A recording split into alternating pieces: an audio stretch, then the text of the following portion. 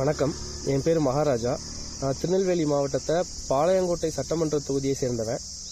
எங்கள் தொகுதியில் பார்த்தீங்கன்னா நிறைய ஆறுகள், குளங்கள், ஏரிகள் இதெல்லாம் நிறைய இருக்குது.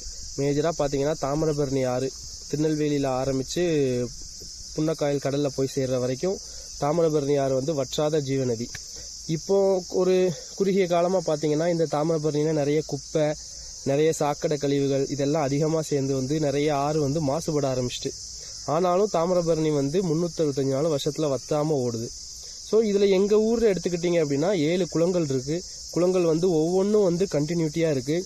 எல்லா குளங்களுக்கும் தண்ணீர் எல்லா வருஷங்களிலும் போகுது.